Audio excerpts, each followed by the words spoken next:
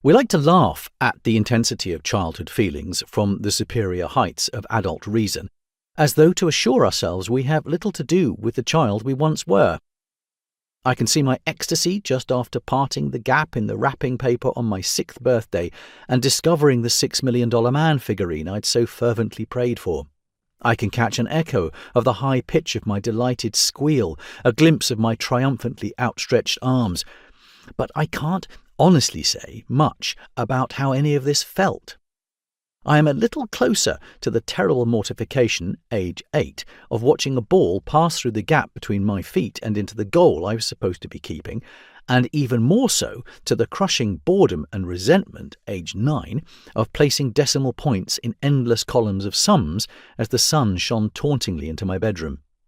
I remember these moments of joy, shame, and boredom with the fondness of a relative visiting from abroad, reminded for a short while that after all, the place and family in which he grew up are still part of his life, of who he is. They evoke gentle amusement, wistful nostalgia, a wonder that any of this once really mattered.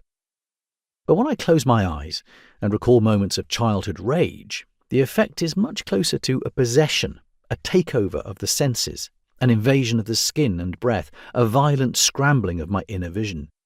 My entire self is gathered in my locked teeth and tight facial muscles.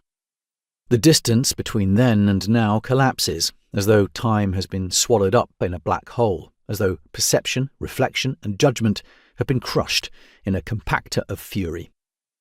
The last figure to appear before this red curtain of rage descends, blocking out everything but itself, is my brother, older by 3 years, unquantifiably bigger in size and guile. For example, I'm 5. I enter the kitchen, and as he drains the last of a can of lemonade, he fixes me with a demonic smile. I ask him if the can is his, a trap I can see I've fallen into the moment he shakes his head. The awareness that I must play out this scene in the certain knowledge of where it's going compounds my rage with humiliation. So whose is it? I ask, lip trembling, already sure of the answer as he wordlessly raises his arm, still drinking, and points his finger at me, eyes wide in triumph. Curtain.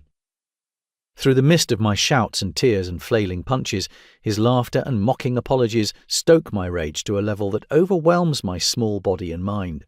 I'm filled with enough fury to destroy the world, but I'm unable to make the smallest impact on his person or his mood. The bile I seek to unleash is instead backing up and filling my lungs. I'm drowning in my own anger. Once you have a reason to be angry, writes the philosopher Agnes Callard in her essay On Anger, you have a reason to be angry forever. Callard suggests that anger is as permanent as the offences that provoke it. Steal from me, and you will have stolen from me forever. Whatever restitutive efforts you can make subsequently, the original theft can never be undone. Why should an offence against me possess such indelible force? Is Callard simply conferring philosophical respectability on the nursing of grudges? An injury will indeed live on in my mind, but surely this afterlife is fluid, contingent both on the changing ways I come to remember it and on my changing relationship to the person who inflicted it. Reasoned out in this way, the claim that a reason to be angry lasts forever sounds rigid and inhumane.